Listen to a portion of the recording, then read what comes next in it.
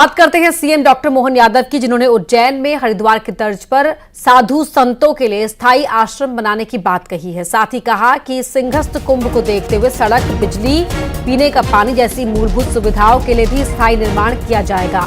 बता दें कि सिंहस्थ कुंभ का आयोजन 2028 में होना है। सीएम ने कहा कि कुंभ को लेकर उज्जैन विकास प्राधिकरण की तरफ से बड़ी योजना को आकार दिया जाएगा।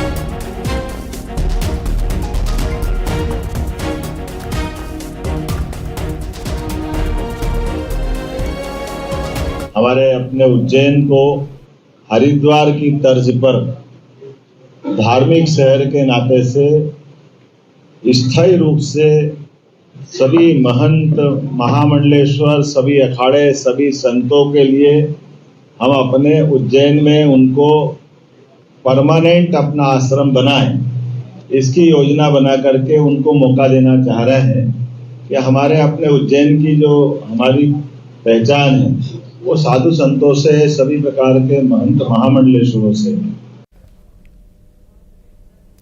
ग्वालियर में पुलिस ने 3 साल की बच्ची का अपहरण करने वाले आरोपी को पड़ोसी की सूझबूझ के चलते फौरन ही गिरफ्तार कर लिया। एएसपी गजेंद्र सिंह वर्धमान ने बताया कि रविवार की रात 8 बजे लोहिया बाजार में रहने वाले टैक्सी ड्राइवर की 3 साल की बेटी लापता हो गई। पड़ोस की दुकान पर बैठे एक शख्स ने बच्ची को एक युवक के साथ किराने की दुकान पर देखा था। उसे शक हुआ, उसने युवक से पूछताछ भी की।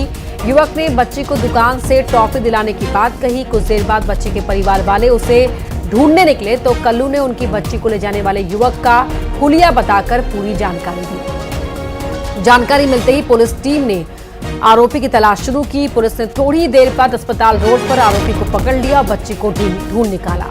पुलिस के मुताबिक आरोपी सचिन उर्फ राधे जाटव ग्वालियर के नाका चंद्रवधनी का रहने वाला है। उसके खिलाफ अपहरण का मामला दर्ज कर उससे पूछताछ की जा रही है।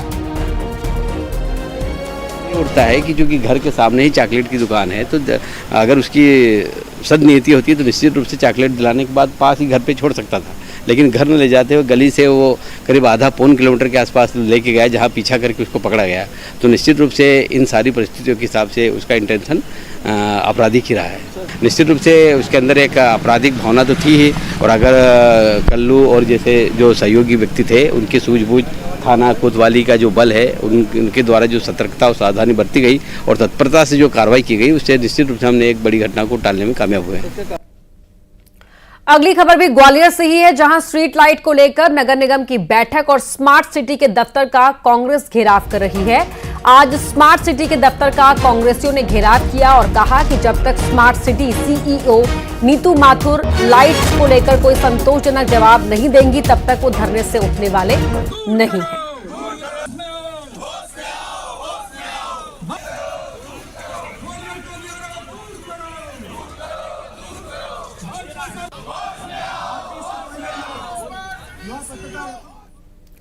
रायसेन में बदमाशों के हौसले बढ़े हुए हैं। ना तो पुलिस का डर है और ना ही किसी का खौफ। बदमाश ने पटाखा व्यापारी के घर के बाहर पहले कई देर तक फायरिंग की, फिर उसके बाद घर के अंदर घुसकर दहशत फैलाई।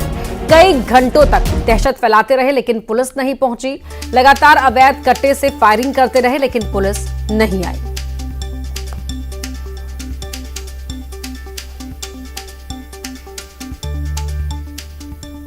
कुछ लोग आए, जो लोग मारपीट की उनने, और उनका नाम है उत्तम रघुवंशी, सौरभ रघुवंशी, भगत सिंह राजपूत, जिसमें उनने फायरिंग भी की मेरे घर आके और गुंडागर्दी दिखाई, जिससे मेरे घर की दहशत में है, और मारपीट की। फरियादी राजू साहू ने रिपोर्ट दर्ज कराई थी कि 4 लोगों के विरुद्ध में कि उनके द्वारा अड़ीबाजी की गई है, अवैध पैसे की मांग की गई थी, जिस पर से 4 लोगों के विरुद्ध मुकदमा पंजीबद्ध करके और आरोपियों को गिरफ्तार करके आज जेल भेजा गया है। और यहाँ रुक रहे एक छोटे से ब्रेक के लिए, जल्द लौटते हैं।